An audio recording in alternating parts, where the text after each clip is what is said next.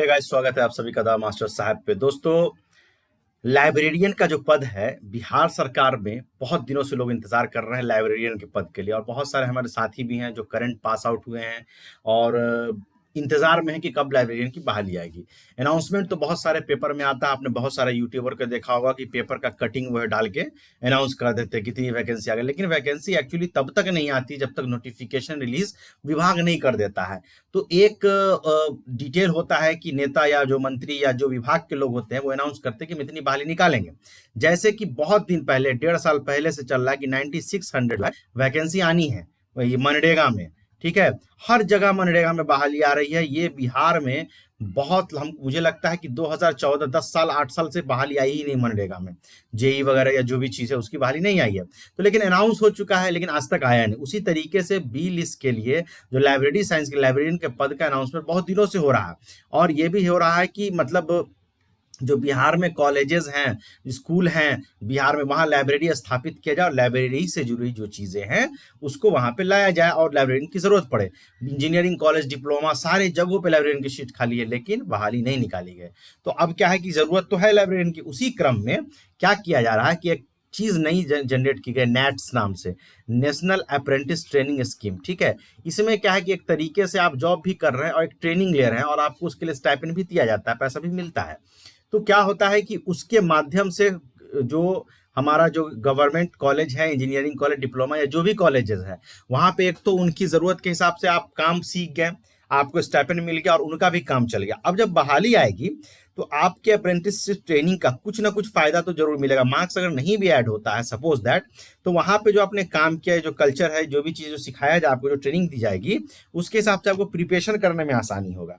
तो उसी क्रम में यहाँ पे नेट्स में जो है पद आया है गवर्नमेंट इंजीनियरिंग कॉलेज शिवहर में।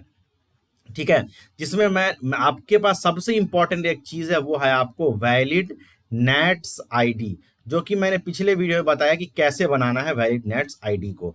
ठीक है, तो आपको एक नेट्स आईडी जनरेट करना पड़ेगा, उसके बाद ही आप इसके लिए एलिजिबल हो पाइएगा। दूसरा चीज कि लास्ट 3 ईयर के पास आउट स्टूडेंट को ही नेट्स ट्रेनिंग में जगह मिलता है, जैसे कि 2023, 2022 और 2021, ये 3 साल के जो पास आउट है उन्हीं को जगह मिलेगा। क्योंकि 2024 वाले जो होंगे, रिजल्ट उनका आ गया होगा, लेकिन उनके पास अभी सर्टिफिकेट नहीं आया होगा, मार्कशीट ओरिजिनल नहीं आया होगा। ठीक है, अगर आ गया है तो आप अप्लाई कर सकते हैं, 24 वाले भी। ठीक है, तो इस चीज को आप ख्याल रखिएगा। आइए अब वैकेंसी की तरफ चलते हैं। गवर्नमेंट इंजीनियरिंग कॉलेज शिवहर जो है उसमें वैकेंसी अनाउंसमेंट किया गया है electrical engineering, civil, mechanical, library और इलेक्ट्रॉनिक्स एंड कम्युनिकेशन के लिए। अब इसमें क्या है साथियों कि जो इलेक्ट्रिकल इंजीनियरिंग है, इसमें बीटेक वाले के लिए एक सीट है और डिप्लोमा वाले के लिए भी एक सीट है। सिविल इंजीनियरिंग में बीटेक वाले के लिए एक सीट है, डिप्लोमा वाले के लिए एक सीट है। मैकेनिकल में सिर्फ डिप्लोमा वाले के लिए एक सीट है, और लाइब्रेरी साइंस में जिन्होंने बैचलर किया है लाइब्रेरी साइंस से उनके लिए एक सीट है, और इलेक्ट्रॉनिक्स एंड कम्युनिकेशन में बीटेक वालों के लिए। अब इसमें जो स्टाइपेंड मिलता है जो ग्रेजुएट लेवल का होता है, जैसे कि बीटेक या बीलिस वाले हैं, इनको मिलेगा 15,000 रुपया पर मंथ, और जो डिप्लोमा वाले हैं, उनको मिलेगा 10,000 रुपया पर मंथ। ठीक है, 1 साल के लिए होता है। अब इसमें देखिए, इसमें क्या एग्जाम नहीं है, आपका सीधे वॉक इन इंटरव्यू कराया जा रहा है। यहाँ पे देखिए, वॉक इन इंटरव्यू है 3 अक्टूबर को, थर्सडे के दिन सुबह 10 बजे से। कहाँ होगा? तो गवर्नमेंट इंजीनियरिंग कॉलेज शिवहर में होगा। ठीक है, और आपको कांटेक्ट करना है मिस्टर सिराज अहमद से, जो कि असिस्टेंट प्रोफेसर है मैकेनिकल इंजीनियरिंग के। ठीक है, उनका ईमेल आईडी यहाँ पे दिया हुआ, कोऑर्डिनेटर nats@gc शिवहर। बहुत सारे जगहों में मोबाइल नंबर भी दिया होता है, लेकिन क्या होता है कि बच्चे मोबाइल नंबर का गलत इस्तेमाल करते हैं, डिस्टर्ब करते हैं, तो इसीलिए यहाँ पे मोबाइल नंबर इन्होंने नहीं देके ईमेल आईडी दिया है। अब यहाँ पे क्या है, इसके लिए सबसे इंपॉर्टेंट चीज है नैट्स इनरोलमेंट आईडी, जिसकी मैं बात कर रहा था। ये आपके पास होना चाहिए, इसका आईडी वगैरह आप जो है प्रिंट कर लेंगे। दूसरा है कि कैंडिडेट के पास एक सीवी होना चाहिए, एक सेट जेरोक्स होना चाहिए, सारे academic as well reservation certificate. अगर बिहार के रहने वाले हैं तो आप बिहार का रेसिडेंशियल और रिजर्वेशन सर्टिफिकेट जरूर लगाइएगा, along with valid ID proof. Valid ID proof में क्या होगा? आधार कार्ड होगा, मैं डॉक्यूमेंट फिर से बताऊंगा, और सारे ओरिजिनल डॉक्यूमेंट। कैंडिडेट जो है डिग्री या डिप्लोमा लास्ट 3 ईयर 2023, 2022, 2021 इसी साल के पास आउट जो है वही अप्लाई कर सकते हैं, बाकी कोई अप्लाई नहीं कर सकते, इन्होंने क्लियर कर दिया है। अब जो आप इंटरव्यू देने जाइएगा उसके लिए कोई टीएडी आपको नहीं मिलेगा। ड्यूरेशन ऑफ ट्रेनिंग जो होता है एक्ट के हिसाब से, जो कि 1 साल का होता है, 1 ईयर का होता है। ठीक है, और दूसरा है कि कोई भी जो है नो वैकेंसी में भी नंबर ऑफ वैकेंसी जो है कमिटी के हिसाब से वेरी कर सकता है, बढ़ भी सकता है और घट भी सकता है, वो कमिटी पे डिपेंड करता है। जनरली बढ़ता है, घटता नहीं है। Principal government engineering college Sheohar. अब इसमें 2-3 बातें आपको याद रखना है। एक, डॉक्यूमेंट्स क्या होगा, इनरोलमेंट्स आईडी क्या होगा और पास आउट, ये 3 चीज आपको ध्यान रखना है। पहले मैं आपको प्रिंसिपल साहब का लेटर दिखा देता हूँ। यहाँ पे प्रिंसिपल साहब का लेटर हेड है, जिसपे सारी बातें दी हुई हैं। अब यहाँ देखिए, यहाँ पे जो डिटेल है वही सारी चीजें, मैं बस दिखाने का मकसद था कि प्रिंसिपल सर का यहाँ पे देख लीजिए। 17/9/2024 को ये लेटर इशू किया गया प्रिंसिपल सर के माध्यम से।